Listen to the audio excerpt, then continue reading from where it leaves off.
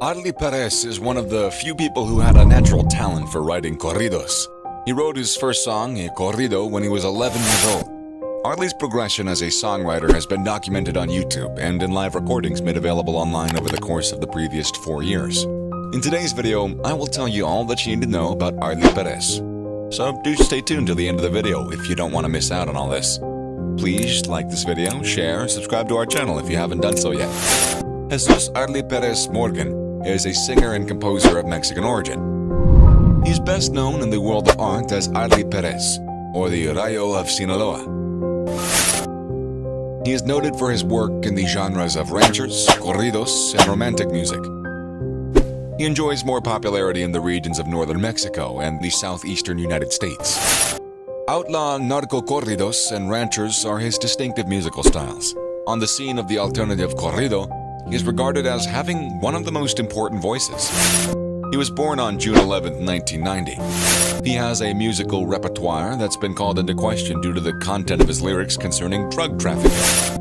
What do you think his childhood was like? Well, beginning at a very young age, he had to put in long hours of labor in order to provide for his family. He worked as a packer, a carpenter, and he cleaned boots. In addition, he stated in an interview that he was carried out by Pura Parranda TV that, "What I love most is work, get the family forward, and help people." However, he was driven by his talent to devote himself to that endeavor, and it was through this that he made his way into the music industry. Let's see how he made a wave in the music industry. Since he was a little child, he pleased his environment with ranchera songs and romantic music. His charisma, simplicity, and efforts led him to gain a position in the hearts of the public. His most significant source of motivation has been Los Canelos de Durango, and he spent a significant portion of his youth with the Titans of Durango, for whom he wrote and who served as his mentor.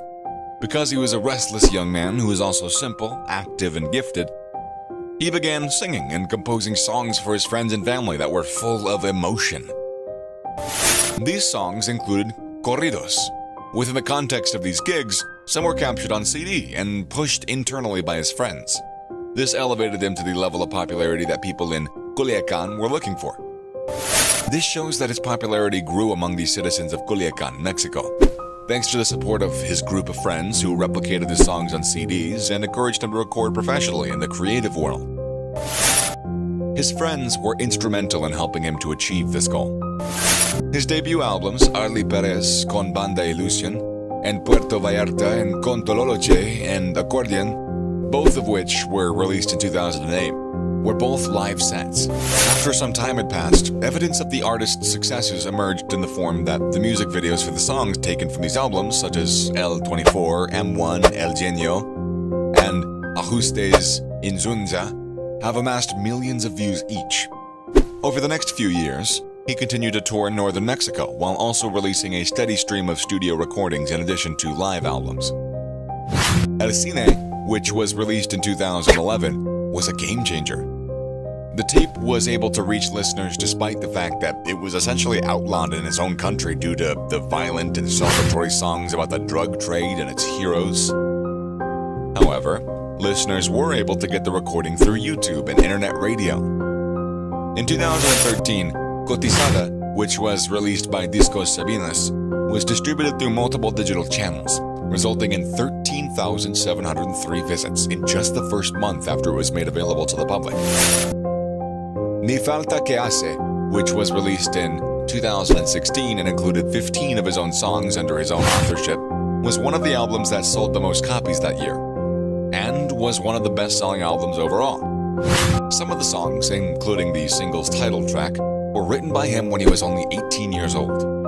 It was released in August, but by December of that year, it had already become his best-selling record. In 2018, Arley Perez released Mis Corridos Son de Pluma, another fantastic album. His albums from the previous 10 years and beyond have been successful and allowed him to have his way. It's almost difficult to ever produce any artwork that is less than flawless when you are the icon that he is. Only a select few musicians are adept at executing such drops.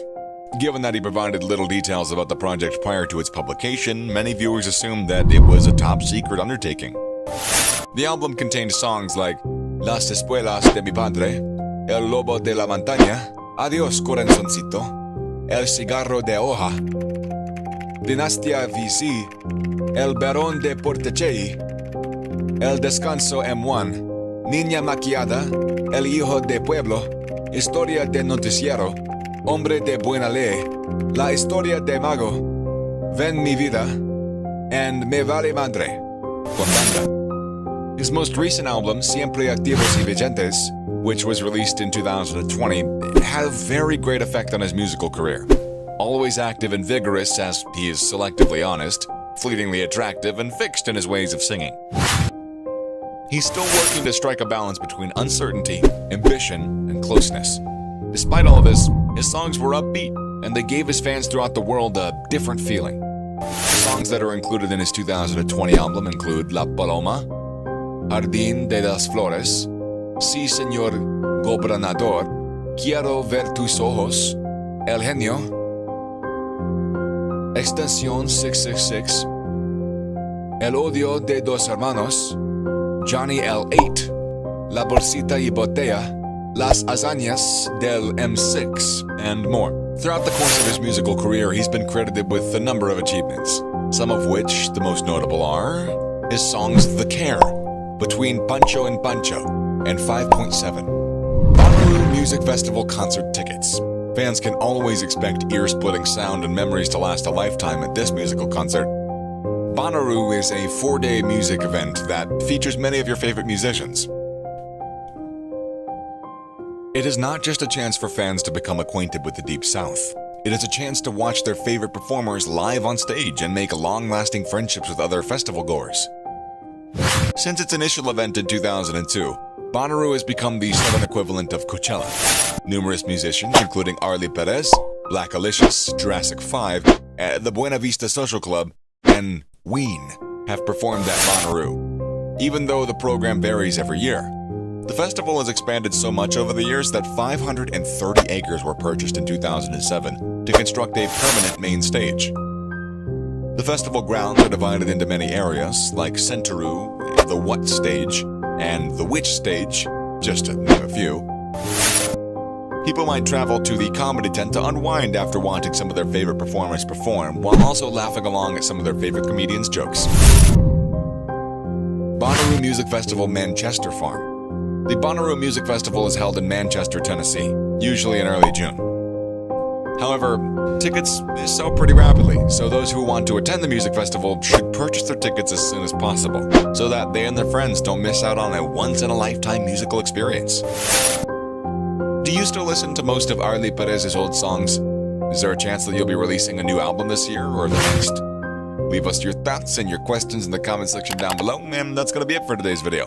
Don't forget to subscribe to this channel if you haven't already done so, and hit that notification bell so you get an immediate update whenever we upload any video. Thanks for staying till the end, and I'll see you in the next one. Bye for now.